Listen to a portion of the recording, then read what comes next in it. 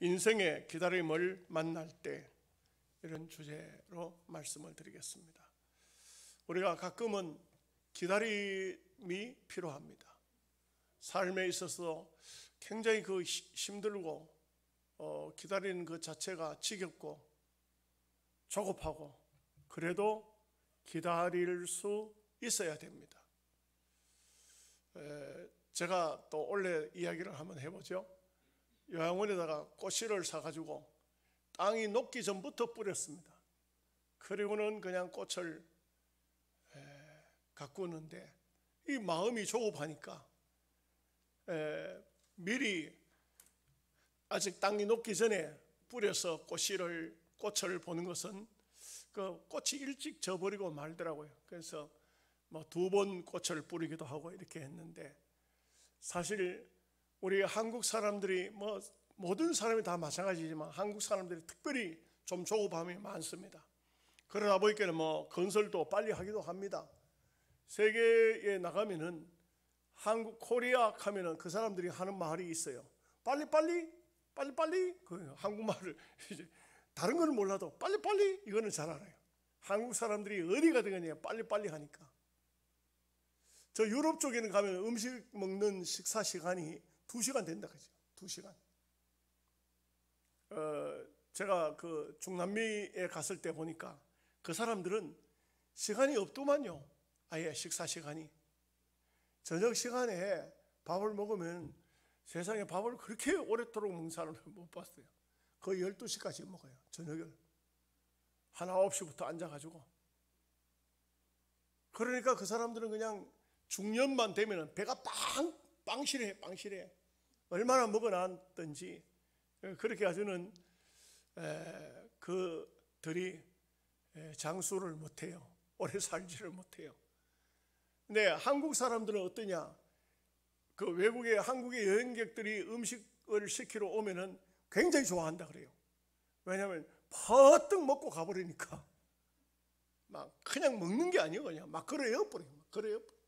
그 사람들 2시간, 3시간 식사를 하는데 우리는요 20분도 안 걸려. 막 걸어요. 그리고는 그냥 디저트 달라고 과음 치르고 막 조리사들이 그냥 뭐 요리사들이 애를 먹는다 그래. 한국 사람들 왔다 가면 그 대신 막 얼마나 막 빨리 하는지. 그 차를 교회에서 사줘가지고 하이브리드라는 차는 나는 처음 타봤는데, 이것은 내가 한번 살펴보니까요 그 기능이 2개 이상 결합된 게 하이브리드라는 말인데, 모터와 엔진이 결합이 됐다 이거죠. 근데 참 보면 옛날에는 승용차를 타도 워밍업을 시킨다, 시동을 걸어놓고 한참 기다리잖아요.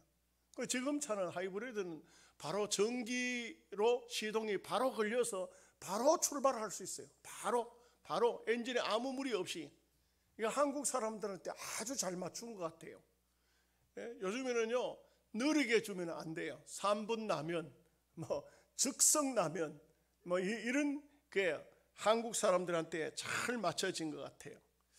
얼마나 빨리빨리 하는지. 고속철도, 총알 배달 뭐 이런 것들이 생겨지는 것을 보면은 사람의 마음이 말세가 될수록 다니엘서 12장에 빨리 왕래한다, 종말이 됐다는 증거가 우리에게 깊이 다가왔지만 우리가 잘 느끼지를 못해서 그렇지, 사실은 이것도 종말의 현상이라. 종말의 현상. 얼마나 빨리 다가오는지, 얼마나 급하게 다가오는지. 옛날에는 10년이면 강산이 변해요. 지금은 1년도 안 돼서 변해버려요. 강가산 뭐 1년도 안 돼서 변해버려요. 아니 얼마가 안 있다고 가다 보면 여기 집이 언제 들었었지? 집 짓는 것도 뭐 금방 기초만 하면 바로 뭐 2, 3일 안에 집을 다 지어버리니까 이거는 뭐 도무지 무슨 말을 해야 될지도 모를 정도로 급속도의 세상입니다. 그런데 신앙인은 때로 기다려야 됩니다. 때로 기다려야 됩니다. 하나님의 약속은 어떤 것은 기다림을 상당히 요구하고 있습니다. 아브라함이 75세에 하나님께 부름을 받았습니다. 75세도 나이가 적은 것은 아니죠. 그런데 하나님께서는 아브라함을 부를 때 부르는 조건이 뭐냐? 내가 너로 큰 민족을 만들겠다. 네가 내 말씀대로 순종만 하면 너에게 큰 복을 주는데 얼마큼 복을 주느냐? 너를 축복하는 자에게까지 복을 주고 너를 건드리거나 너를 저주하면 그 사람에게도 저주를 내리겠다. 이것은 하나님께서 말씀을 하시고자 하시는 최상의 말씀을 하시는 겁니다. 더 이상 다른 말을 거기 미사여구를 붙일 이유도 없고 붙일 필요도 없어요. 거기에 여러분 뭘 갖다 붙이겠습니까? 하나님의 역사 속에는 우리가 뭘 갖다 붙여봤자 이 좋은 예배당에 사과 개짝 하나 갖다 붙여놓는 거하고 똑같습니다. 붙여놓으면 문제가 생기지. 지저분하죠. 초하지요. 얼마나 아브라함에게 하나님께서는 그렇게 크게 축복을 하셨는데 10년이 흘러도 자식이 없습니다. 아들을 주기는커녕 아마 잘은 모르지만 여보 올해가 10년째인데 당신 뭐 이상이 없어? 아 이상이 있지. 이제는 생리가 다 말라붙고 이제는 내가 완전히 폐경이 완전히 끝났습니다. 이제는 이상하다. 하나님 자식 준다 했는데 도무지 아브라함에게 인간적으로 생각할 때는 사람의 생각으로는 끝이 난 거예요. 더 이상 어떻게 말할 수 없어요. 그러나 여러분 우리가 알아야 되는 것은 성경은 인간적인 방법으로 하나님의 역사를 이루는 일은 한 번도 없습니다. 다 인간의 이성을 인간의 소위 과학이라고 말하죠. 과학을 초월합니다. 죽었던 사람이 어떻게 살아요? 38년 된 병자가 어떻게 일어나 걸어갈 수 있어요? 물이 어떻게 포도주가 되는 겁니까? 바람이 그치라 하니까 바람이 그치지 않습니까? 풍랑이 멈추라 하니까 풍랑이 멈추지 않습니까? 이거 뭘로 개선할 거예요? 무엇으로 얘기할 수 있습니까? 이것이 바로 사실상은 하나님의 역사이지만 우리는 너무 조급해가지고 자꾸 하나님은 기다리라 하는데 우리는 자꾸 앞질러 가려고 그래요. 자꾸 더 가려고 그래요.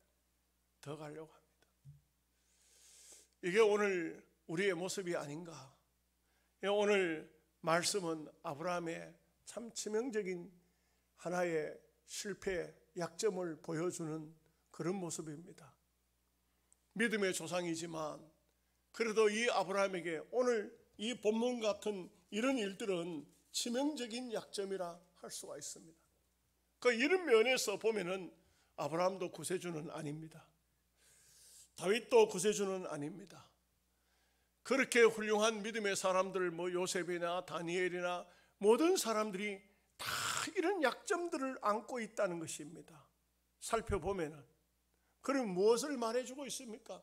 하나님만이 완전하시지 인간은 다 연약한 존재라 하는 것을 알 수가 있습니다. 자, 우리 이제 말씀을 보시도록 하겠습니다. 1절 말씀 다 함께 같이 읽겠습니다. 아브라함의 아내 사레는 출산하지 못하였고 그에게 한 여종이 있으니 애굽 사람이요 이름은 하갈이라. 여기에 참 이런 말씀이 나오죠. 아브라함의 아내 사레는 출산하지 못하였고, 이 말씀이 묘하게도 죄를 지을 수 있는 조건이 되는 거예요. 죄를 지을 수 있는 조건이. 출산을 했더라면 죄를 안 지어요. 꼭 이럴 때에 문제가 오는 것입니다. 그런데 문제가 오는데, 시험이 오는데 꼭 또 시험거리가 멀리 있지 않습니다. 좀 상당히 구해야 되고 기다려야 되고 어째 뭘 해야 되는 게 아닙니다. 가장 가까이 있어요. 누구냐? 사레의 몸종 하갈이에요. 여러분, 다윗이 이렇게 말했죠.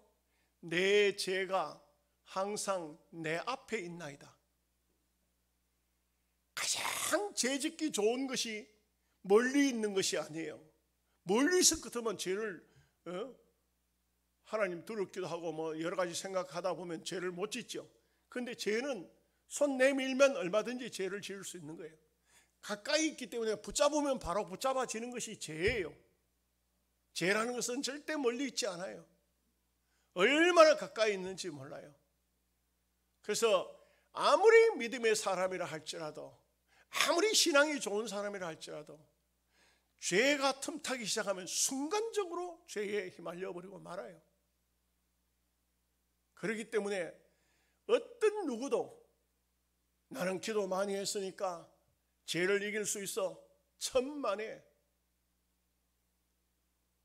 나는 뭐 얼마 동안 금식을 했고 내가 얼마 동안 믿음의 삶을 살아왔고 조상적부터 예수 믿었고, 만만해, 그런 소리 하지 마세요.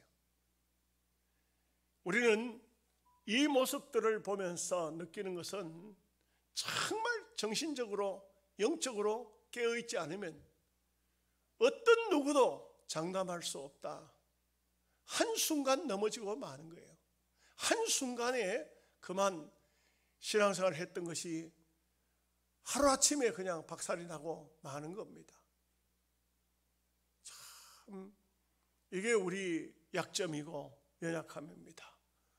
우리가 이런 것을 안고 있기 때문에 아브라함도 이러했다면 오늘 우리는 더더욱 참 기도하고 내 자신을 잘 조심스럽게 믿음으로 이끌어야 됩니다. 2절 말씀 보겠습니다. 사레가 아브라함에게 이르되 여호와께서 내 출산을 허락하지 아니하셨으니 원하건대 내 여종에게 들어가라. 내가 혹 그로 말미암아 자녀를 얻을까 하노라 하며 아브라함이 사레의 말을 들으니라. 남자는요, 여자 자기 부인의 말을 안 들을 수 없어요.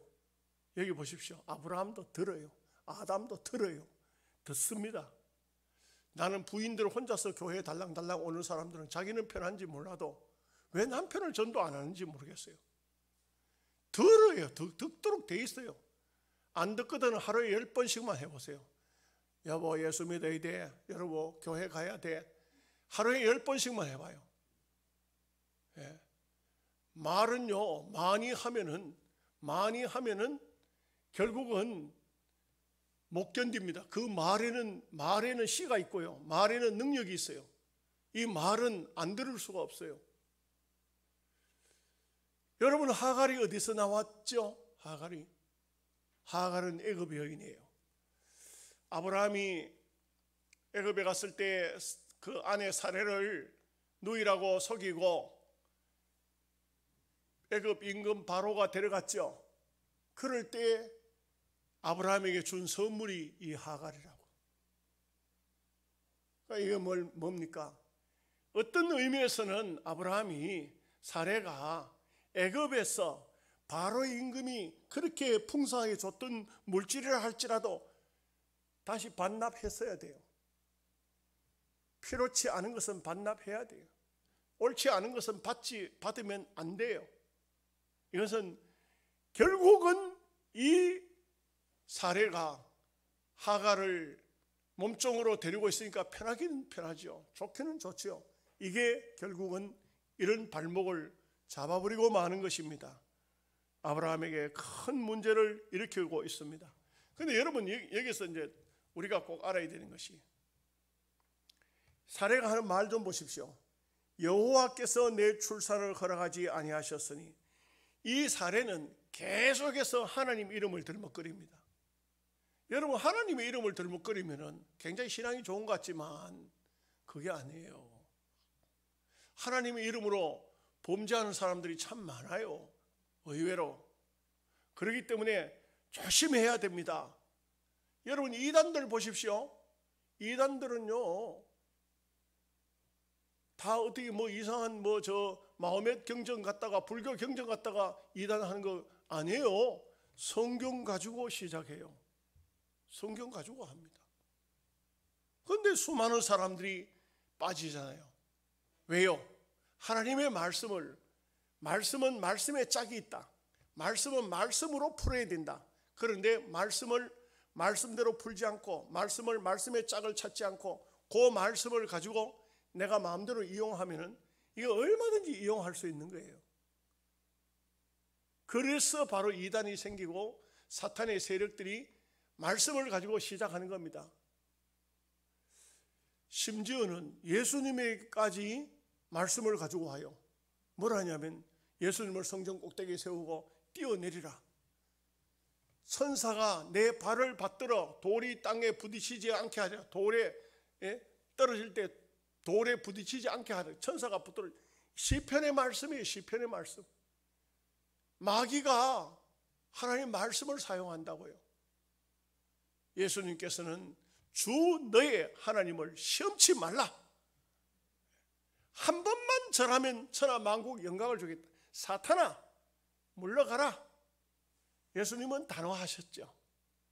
그런데 사람들은 대체적으로 보면 자기 자신을 생각하기 때문에 시험에 빠지는 경우가 많아요.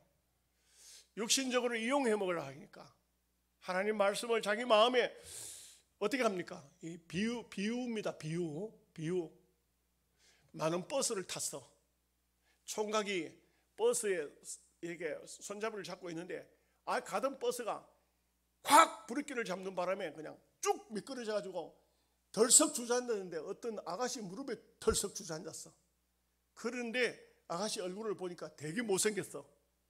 그러니까 이 사람이 뭐라 하냐면 주여 시험에 들지 말게 하옵소서 하고 벌떡 일어났어.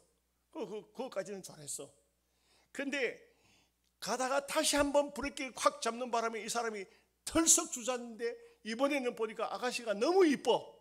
그러니까 뭐라 하냐면 당신의 뜻이라면 그랬다는 거 아닙니까? 하나님의 말씀을 자기 입맛에 맞추어서 자기 뜻에 합당하면 아멘하고 내 마음에 안 맞으면 노면하고, 이것은 여기 오늘 사례가 하나님 말씀을 거기다가 말씀을 붙여가지고 마치 내가 자식을 못 놓고 하가를 통해서 자식을 놓는 것이 하나님 아버지의 뜻이다 이렇게 갖다 붙이면은 이거 뭐 온갖 범죄가 다 일어나죠. 자기 입맛에 맞도록 하는 그런 것은 신앙이 아닙니다. 3절 말씀 보겠습니다. 아브라함의 아내 사레가 그 여종 애굽 사람 하가를 데려다가 그 남편 아브라함에게 첩으로 준 때는 아브라함이 가나안 땅에 거주한 지 10년 후였더라.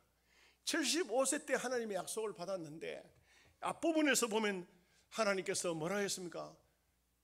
아브라함이 하나님께 이런 말을 합니다. 하나님, 나는 자식이 없습니다. 엘리에셀 저 사람이 내 상속자가 되겠습니까? 할 때 하나님께서 하신 말씀이 아브라함아, 아니다. 네 몸에서 씨가 날 것인데 그가 네 상속자니라. 하나님이 말씀했어요. 그때 성경에 아브라함이 뭐라 했습니까? 아멘 했어요. 아멘. 따라합시다. 아멘. 하나님께서요, 그 아브라함을 보고 네가 믿는구나, 이것을 뭐라고 했다고요? 의로 여기셨더라. 우리가요 선하게 살아가지고 어렵게 살아가 의인은 아닙니다. 하나님 말씀 아멘 하고 믿으니까 의인이다 인정해 주는 거죠. 그렇게 하나님 말씀을 믿었는데 오늘 여기서는 사레가 그 여종 애굽 사람 하가를 데려다가 그 남편 아브라함에게 첩으로 준 때 이 아브라함이 그 앞부분에서는 그렇게 믿었는데 아내가 갖다 들이미니까 이게 지금 문제가 심각한 문제를 불러와 버리고 만 것이죠. 남자라는 것은 생리적으로 다 거의 비슷합니다. 이런 유혹을 이겨낸다는 것은, 요셉같이 뿌리친다는 것은, 그것은 특수한 은혜가 아니면 쉽지가 않을 겁니다.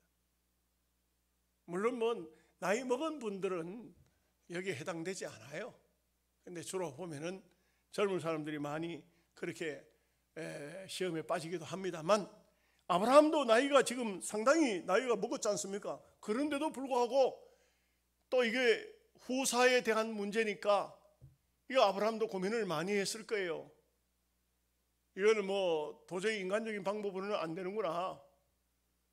이럴 때 하나님의 뜻이 아닌 육신적인 어떤 방법의 유혹이 들어왔을 때 뿌리치지 않았다 이거죠. 4절 말씀 보겠습니다. 아브라함이 하갈과 동침하였더니 하갈이 임신하며 그가 자기의 임신함을 알고 그의 여주인을 멸시한지라. 여러분 참 희한해요. 사례는 65살입니다. 지금 그때 부름받았어. 지금 이제 아브라함이 85세면 75세, 10년 차이거든요. 75세입니다. 그런데도 불구하고 그렇게 간곡히 강절히 원했는데도 자식이 없었는데 하갈은 하룻밤 자고 나니까 임신해 버렸어요. 죄의 씨는 빠릅니다. 죄를 지으면요, 그 죄에 대한 결과는 급속도로 나옵니다.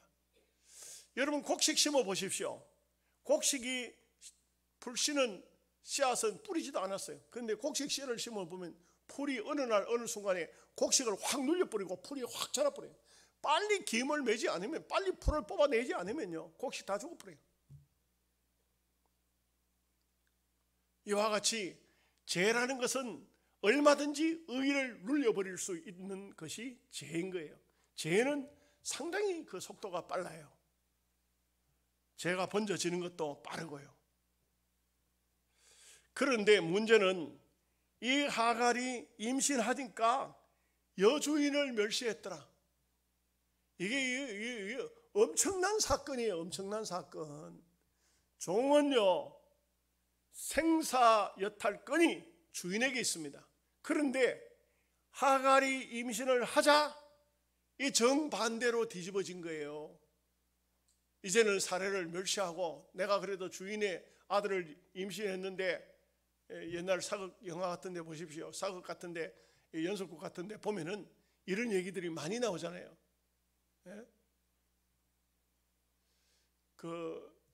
제 말이 꼭 맞는 건 아닌데요, 여자들이 얼굴이 예쁜 사람은 몸이 차가워. 대체적으로 보면 좀 쌀쌀 맞고 차가워요. 그래요, 안 그래요? 여자분들 한번 대답해 보시죠. 그 대답을 안 하는, 내 말이 틀렸는가? 근데 그런 분들은 임신을 잘 못해. 대체적으로.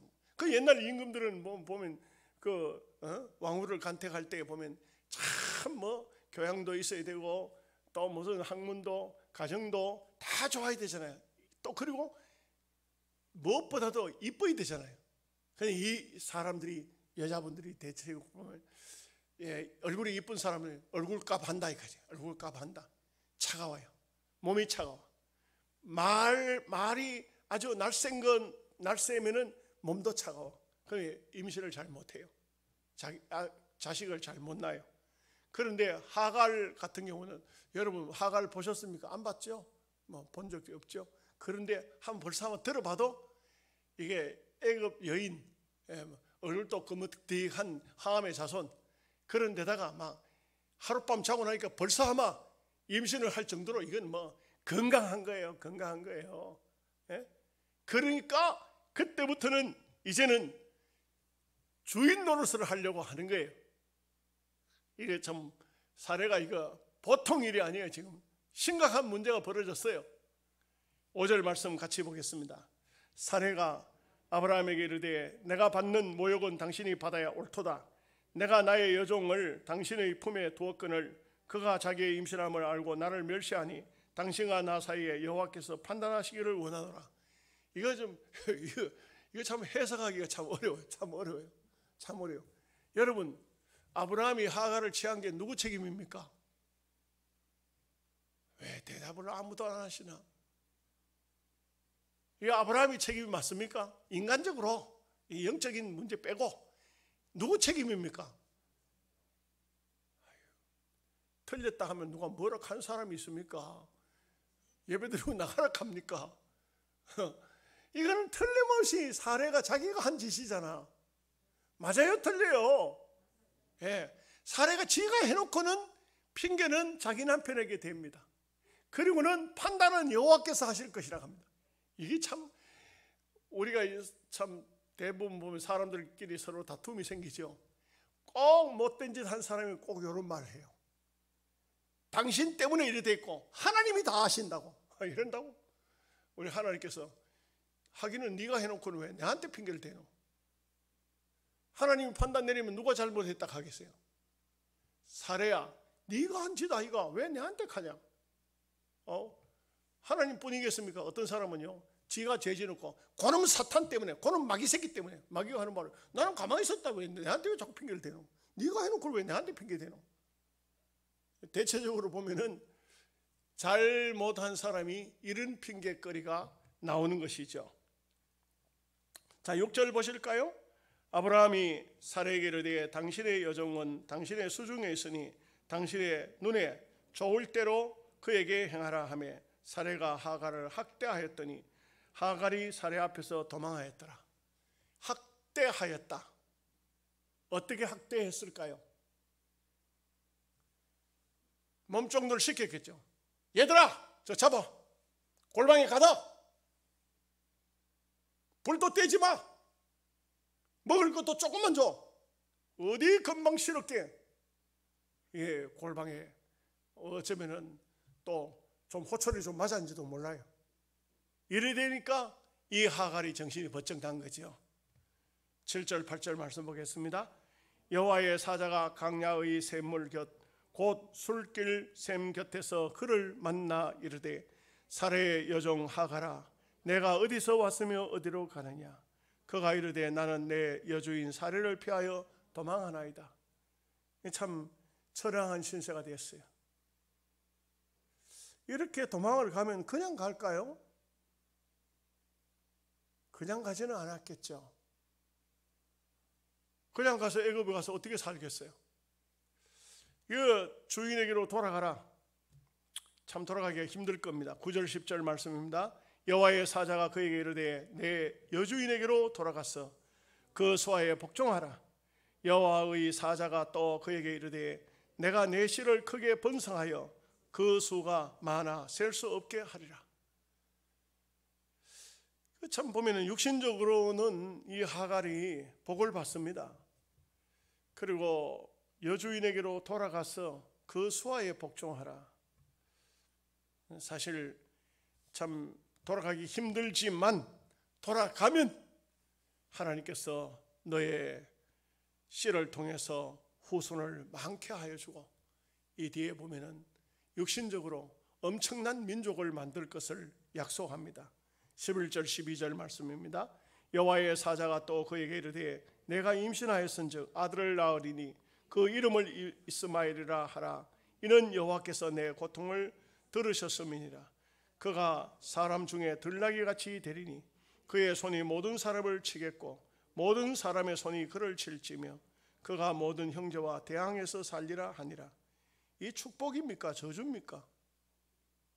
이 세상에는 우리가 성경을 배우다 보면 가끔 이런 말씀들이 나옵니다. 우리는 하나님 앞에 하나님 악인들이 없는 세상이 되게 해 주십시오. 하나님 그 기도 안 들었습니다. 악인들을 그냥 둡니다. 하나님 김정은이가 빨리 돌아가시게 하옵소서. 안 돌아가십니다. 예, 김정은이 안 돌아가십니다. 그냥 둡니다. 언제까지? 추수 때까지 두어라 이렇게 합니다. 추수 때까지.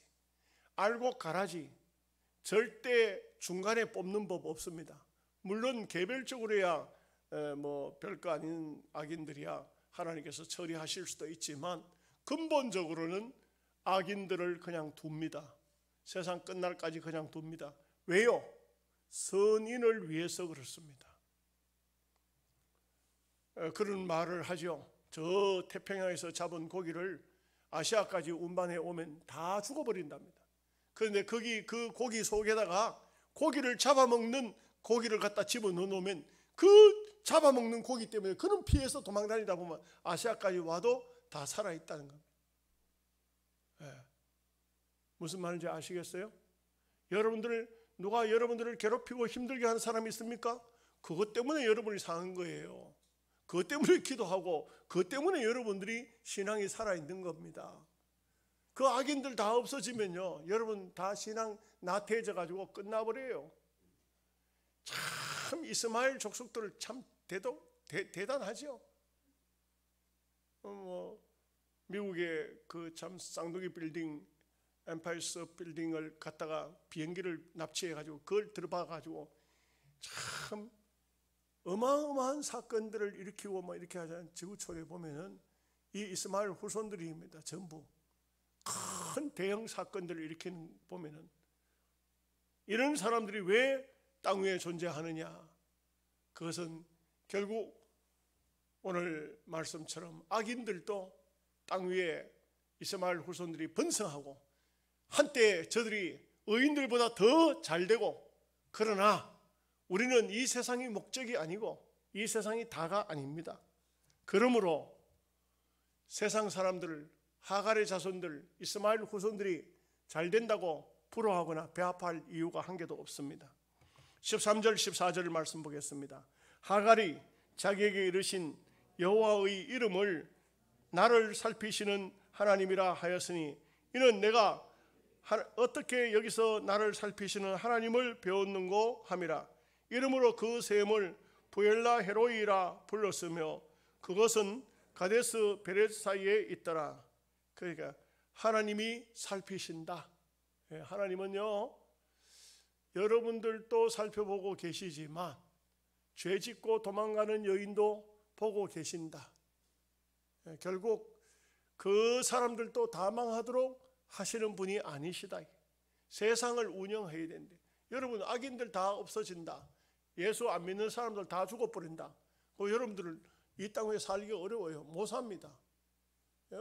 이 전기가 어디서 옵니까? 불이, 이 전기가 어디서 옵니까? 그 한전에도 믿는 사람보다 안 믿는 사람이 훨씬 더 많죠. 여러분들이 쓰고 있는 모든 게 다 세상 사람들이 하고 있지 않습니까? 과학을 발전시키는 것도 이 세상 사람들이 하고 있잖아요. 그래서 우리가 많은 혜택을 누리고 있잖아요. 다 없어져 버리면 어떻게 됩니까? 안 되죠. 그래서 결국은 가만히 생각해 보면은 하나님은 이 세상의 선인도 악인도 똑같이 하늘에서 비를 내려주시고 똑같이 태양빛을 주시는 이유는 뭐냐? 악인들도 하나님이 필요해서 쓰신다. 욥기 성경을 보면은 심지어 마귀도 하나님의 수하에 있다, 이것을 알 수 있습니다. 자, 15절 16절 말씀 읽겠습니다. 하갈이 아브라함의 아들을 낳으며 아브라함이 하갈이 낳은 그 아들을 이름하여 이스마엘이라 하였더라. 하갈이 아브라함에게 이스마엘을 낳았을 때 아브라함이 86세였더라. 결국은 이스마엘이 태어났습니다. 물론 인간적으로 생각하면 이스마엘이 얼마나 이스라엘을 괴롭히는 사람입니까?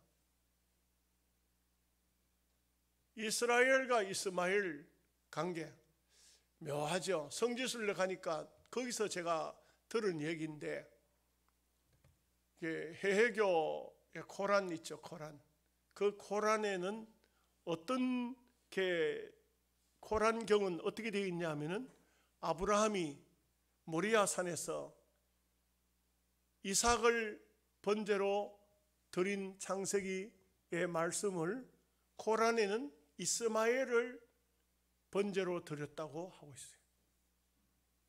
그러니까 이 이스마엘 후손들이 자기들이 언약의 자손이라는 거예요. 자기들이 바로 하나님의 약속의 자녀들이라는 거예요.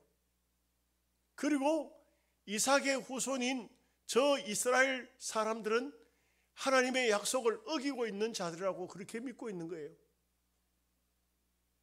얼마나 놀랍습니까? 신기하기도 하고. 이거는 이스마엘과 이삭의 관계이지만 기독교와 또 마호메 교회의 관계이지만 불교에 가보면 또 불교에도 그렇게 하고 있다고요. 불교에도 부처님이 구원자라고 되고 예수는 이단이 됐다고. 그래서 사탄의 세력들이 계속적으로 얼마나 열정을 가지고 살고 있습니까? 마지막에 가면 하나님이 다 하실 일이지만, 그러나 분명한 것은 이스마엘이 태어났습니다. 악의 세력이 없으면 좋겠지만 있습니다. 우리는 생각할 때 하나님, 이 세상의 악인들이 다 물러가게 하옵소서. 언제까지 악인을 그냥 두시겠습니까? 그냥 두십니다. 왜요? 하나님의 섭리예요. 하나님의 뜻입니다. 하나님, 여러분들이 가서 밭에 가서 하나님, 이 밭에는 가라지가 절대 나면 안 됩니다. 나지 말게 하옵소서. 암만 기도해도 거기는 가라지가 납니다. 왜요?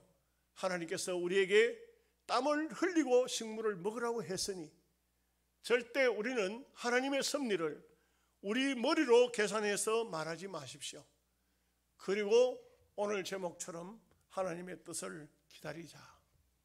그래서 인생의 기다림을 만날 때 우리는 하나님의 기다림, 인생의 하나님의 뜻을 따라 기다림을 축복으로 여기고 늘 말씀 안에서 말씀의 지시대로 살아갈 수 있기를 바랍니다.